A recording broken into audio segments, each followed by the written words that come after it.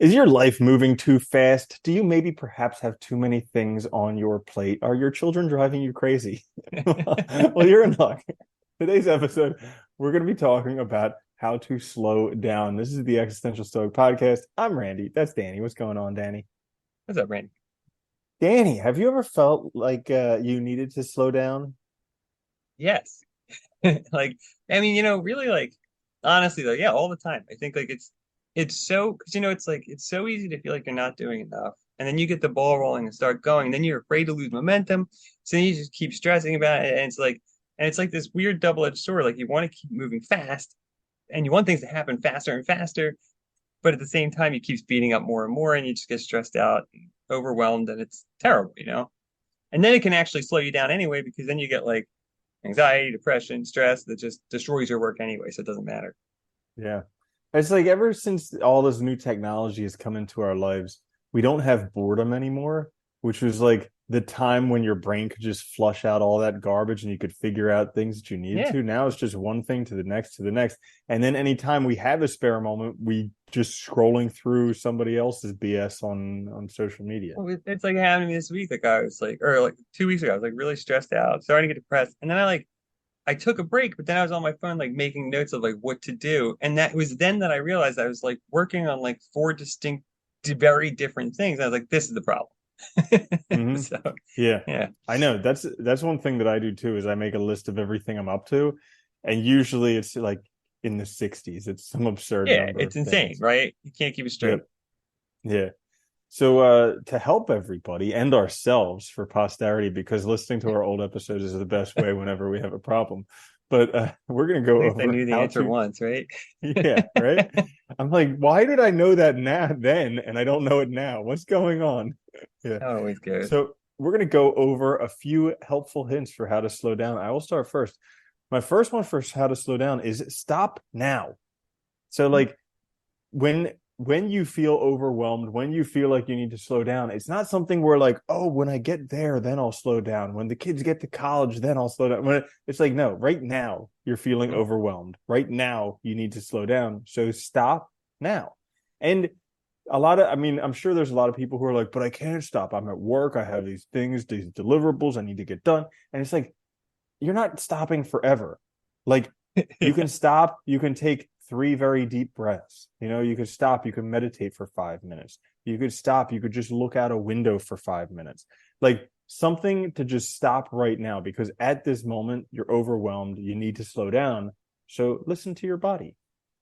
Yeah, remembering that's like probably the best thing if you just remember that, because it is like we're such drama queens, right? Like all the stuff we're doing is so important. And like it's no, if I stop, everything will end. And and it's like, but if you really just keep in mind you can stop now. And if it's only for 5 minutes, it's 5 minutes, but at least if you feel that overwhelmed, give yourself a chance to catch up. Because like I know personally, like when I don't stop, it just gets downhill and snowballs and gets worse. And like you get to the point where you can't even catch up? That's a really good one. I like Mm-hmm. that. My first Thanks. one for how to slow down is get perspective, and stopping can be very helpful with that. Really anything that you can kind of get like a an outsider's looking into your own self. You know what I mean?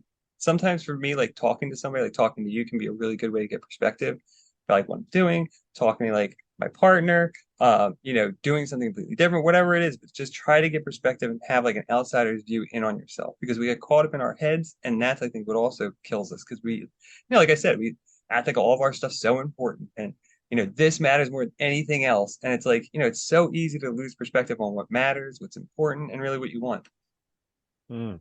Yeah, the perspective thing is critical. And also like one of the perspectives that I always try and get is like, I'm gonna die. Like all Yeah, this that's all also this helpful. stuff that's causing me problems, this is all like the cherry on top. Like I'm dead, and I just all this stuff is a gift. So it's up to me how to use it. And if it's stressing me out that much, maybe I should see some way to cut it out of my life, because I only got so many years left. Yeah, is it worth wasting that time, right? Hmm. Yeah, Ooh. that's a good one. So my next one, how to slow down, and this is going to rub some people the wrong way. Take a Sabbath day. And they're Wait, you like, don't what? grind No, harder?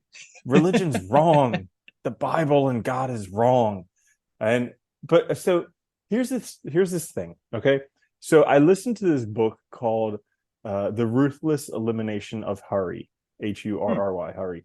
And really, I felt it was a really excellent book. And I mean, he was talking about how all the ways were just going way too fast. And one of the suggestions was actually taking a Sabbath day.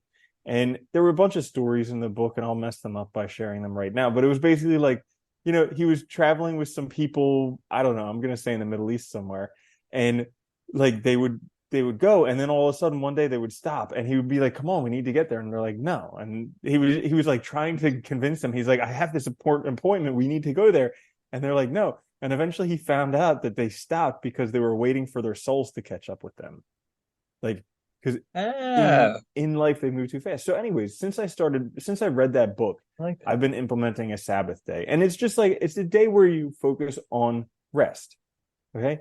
So like anything that's conducive to rest for you, you do it that day. For me, it's like reading books, it's staring out the window, it's like doing stuff, going for walks in nature. But it's like not the typical stuff I would do. It's not playing video games, it's not watching TV, it's not going on social media. But like by I don't know, by that afternoon, like 2/3, 3/4 of the way through the day, all of a sudden, after being bored and being like, how am I going to make it through this day? All of a sudden it gets to a point where I feel very refreshed. And Yeah, it's a cool way to start the day, to that's start the really week. that's a really good idea too, which is just giving yourself time just to relax and scheduling it into your schedule and being really rigid about it. Like this is my day. I'm gonna do stuff that's for me to relax, not other stuff. I like that because we move way too fast and we act like everything's too important. And with technology, we're people can get in touch with us 24/7. I think that's the other problem. It makes things seem more urgent because they can be made urgent when otherwise they wouldn't have been able to. Like, I mean, Mhm. what, 25 years ago, you would have had to wait till the next day. Like, you just couldn't contact the person. So that was it. I like that. Dude, and I found out in that book that it was only up until a number of years ago when 7-Eleven was the first 7 day a Yeah. week store. Dude, It was, even when we were younger, everything closed on Sunday. I remember that. It wasn't until like, I forget, I mean, I don't remember the exact date, but I remember when things started to open all week. And then it was like 24-hour came and then it's like nothing closed. It was really weird. mhm, Yeah. yeah. Yeah, it's crazy. Um, my second one for how to slow down is do something new or fun. And this could be combined with either like taking Sabbath thing or like trying to get perspective. Like, I don't know, I find personally like doing new things really helps me get out of my head and like see the world differently, see myself differently, and just also like enjoy time with people that matter to me and like just take time to like, think about things instead of just doing them. So when I start going again, I can make choices that are more aligned with myself and what matters to me.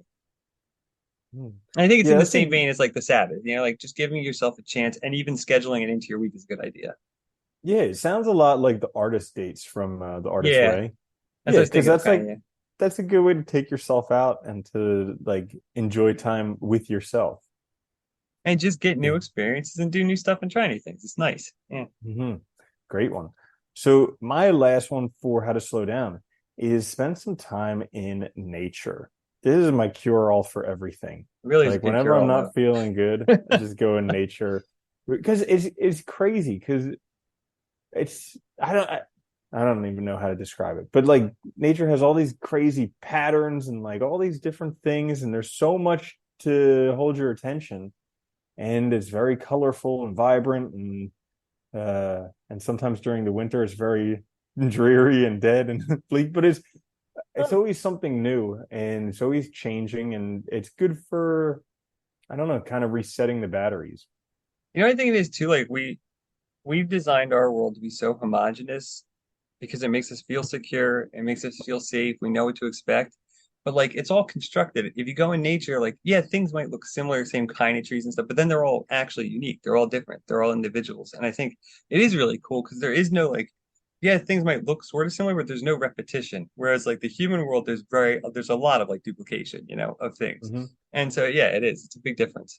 Yeah, and nature has fractals where it's like, you have the Yeah. big tree trunk and then the smaller tree branch and the Yeah. smaller little branches and even smaller stuff. And then you have the big leaves and the little leaves and the other. Yeah, it's Yeah. awesome.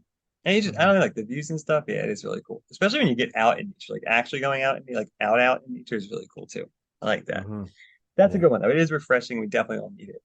My last one is do things one thing at a time. I think I notice this myself. This is like my biggest problem. We were just talking about doing too many things, getting involved with way too much stuff, and then trying to do them all at once rather than like focusing on one thing and doing it and completing it, or like, making clear distinctions between what you're doing so you can actually focus and not feel overwhelmed. Yeah, I Uh, think that's a good one. yeah, it's funny you mentioned that because I just feel like that just like hit me in the head when you said that because I just started listening to this book called Essentialism, which is about like finding out what's essential doing. It's basically prioritization, finding out what is your priority, doing that. So, anyways, I made a list very easily. I know what things are my priorities and what things are not, Yeah, but the things that are not, I feel like I have to do them, like for my future, for my safety, for whatever. yeah, And it's just like they're causing me so much stress. And it's like I know the answer. I just need to not do them, but yeah, it's the hardest thing not to do. yeah. But it's so weird. We convince ourselves that we have to do it, even when we don't want to. Even whatever, but we make up these reasons, and then it's like so hard to not do it, and it's weird, right? Even though it's not beneficial, even though it's not going to help us, it's crazy. Yeah, Mhm. Yeah, so there you have it. In a nutshell, how to slow down because sometimes life yeah, is just too gosh darn fast. And when it is too gosh darn fast and you are slowing down, take a moment, go to the show notes or the description. We have a little survey down there. We are looking to create a product that's going to make your life a lot better this year. So if you take a few minutes, fill that out, well, you'll get it for free. And other than that, make sure to like, share, subscribe. Check us out on YouTube, wherever you get your podcasts. This is the Existential Stoic Podcast. Leave a review. It's like gold for podcasts. I'm Randy. yes. That's Danny. I'll see you later, Danny. Later, Andy.